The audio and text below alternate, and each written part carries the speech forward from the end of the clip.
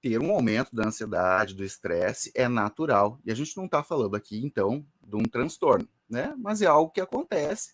E isso acontece quando a gente enfrenta alguma adversidade, quando existem grandes mudanças significativas na vida, natural que a gente fique mais em estado de alerta, que a gente pode ter alguma dificuldade para dormir, que a gente tenha sentimento de ansiedade, angústia, ficar mais emotivo, são coisas que podem acontecer. Agora, também é esperado que a gente vá amenizando esses sintomas ao longo do tempo, certo? Que é o que a gente chama de resiliência. Ao contrário do que muitas pessoas pensam, porque hoje é um termo que está na moda. Resiliência não significa passar batido. Não, é bem pelo contrário. Isso de passar batido, algumas pessoas têm isso, mas não é resiliência o nome disso, isso é resistência. A pessoa não sente nada conforme as coisas mudam e vai lá, aguenta firme no osso. A resiliência envolve um aumento de sintomas por um período breve de tempo, um período breve que eu diria assim, dias, alguns dias, poucas semanas, mas não mais que um mês, certo? Isso seria uma definição, né? Bom, então, primeira resposta para isso. A gente já faz o quê? 90 dias quase que a gente está em distanciamento social. A essas alturas do campeonato, se esperaria, dentro desse curso natural dos organismos, que a gente já tenha uma certa adaptação a isso, que a gente já não tenha mais tanta dificuldade para dormir, que a gente não se sinta mais tão ansioso. Então, primeira coisa, se persiste esses sintomas no mesmo grau que estava no início, já é um sinal de alerta. E o outro parâmetro seria a intensidade desses sintomas. Tem insônia, mas a insônia todas as noites? É uma insônia de virar à noite sem conseguir dormir, de acordar no meio da madrugada todas as noites, ou a maioria das noites, e ficar mais de meia hora sem conseguir voltar a dormir? Tem uma ansiedade a ponto de disparar o coração, sentir falta de ar, secar a boca, ter tremores no corpo, tem dificuldade para se concentrar nas coisas que está fazendo, falhas de memória, fica mais irritado, impulsivo, fala o que não queria falar, depois se arrepende. Bom, isso tudo são sinais assim de que já está passando no normal. A depressão envolve a sensação de que as coisas não têm graça, não é só a tristeza. Tristeza, meio que todo mundo sabe, que depressão está associada à tristeza na maior parte do tempo, mas não é só isso. Também tem a ver com a sensação que as coisas não têm graça.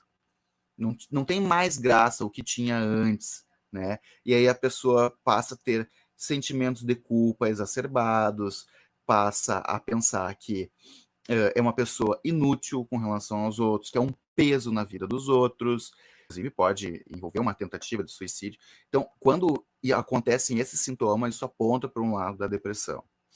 Quando a gente falou muito de TEPT, de estresse pós-traumático, o estresse pós-traumático ele vai acontecer depois que a pessoa vivenciou um trauma concreto. Assim, então, pelo distanciamento social, isso não causa TEPT. Pode causar ansiedade e depressão, mas o TEPT ele vai ser causado por uma situação de violência, de abuso, uma situação de perda de morte concreta ou ameaça de morte. Por exemplo, pode acontecer com a pessoa mesma ter sido internada na UTI por Covid, que é um evento súbito de vida potencialmente fatal. Isso pode causar TEPT. Ou ela pode ter, sei lá, um familiar, alguém muito próximo a ela, que internou ou que até veio a falecer. E isso daí é esse tipo de trauma que a gente está falando quando a gente fala de TEPT. Aí isso pode desencadear o TEPT. O TEPT daí vem, a pessoa fica com as lembranças do fato ocorrido, sem que ela queira, fica invadindo a cabeça dela, seja de dia ou de noite, quando ela tem pesadelos, e ela passa a tentar evitar, faz um esforço para não lembrar, porque vem toda hora na cabeça. E a pessoa faz um esforço daí para não pensar, para desviar o pensamento, aí evita falar sobre o assunto. E aí isso vai gerando assim sintomas também, uma tendência de isolamento com relação às pessoas próximas, de não querer estar junto, não sentir muito as emoções, se sentir triste. e um aumento da ansiedade muito grande, com insônia, com irritabilidade, com impulsividade, com raiva, ataques de raiva, condutas imprudentes também poderiam acontecer, certo? Então é um conjunto, mas tudo relacionado daí a um fato concreto que aconteceu, não somente assim a situação do estresse, tá? Mas isso só para ser mais específico. Então, resumindo, pela questão de não voltar ao normal, certo? Desde que o distanciamento social aconteceu, ou vamos que exista isso, de uma internação, uma UTI, algo assim, algumas pessoas sim vão ter mais sintomas, mas vão ter sintomas por alguns dias. O TEPT, que a gente fala, é mais de um mês. Passou um mês, a pessoa não melhorou, ela continua ainda tendo pesadelo, tal, tudo mais. Então, é o critério do tempo, né? E da intensidade, porque quando a gente fala da intensidade, a ponto da pessoa ficar mesmo agressiva, ou realmente pensar em tentar o suicídio, algo nisso, não precisa ter tempo para isso. Pode ser questão de 2, 3 dias, mas isso já faz com que essa pessoa precisa ter um atendimento emergencial daí. Lembrando que quando a gente fala dessas situações graves, o atendimento emergencial esse não precisa ser um psiquiatra, porque às vezes o psiquiatra vai marcar no consultório e tudo mais, né? Normalmente os psiquiatras atendem em consultórios. Quando é algo muito grave assim, a pessoa deve procurar um serviço de emergência. De preferência, numa emergência que não seja para atendimento da Covid, por também a questão do vírus. Aqui em Santa Maria, por exemplo, é organizado assim. A UPA, ela atende os casos da Covid e o UPA municipal, né, do patronato, atende os casos não Covid. Então, seria para outras coisas que não síndrome gripal.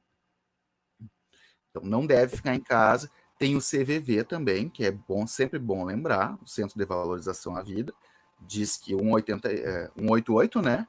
Se a pessoa precisa falar com alguém, se ela está tendo essas ideias e tal, ela pode simplesmente pegar o telefone, ligar para o CVV e conversar a respeito disso. O que a pessoa não pode fazer é ficar sozinha, ficar tentando lidar com isso sozinha. Ela precisa conversar a respeito dessas coisas.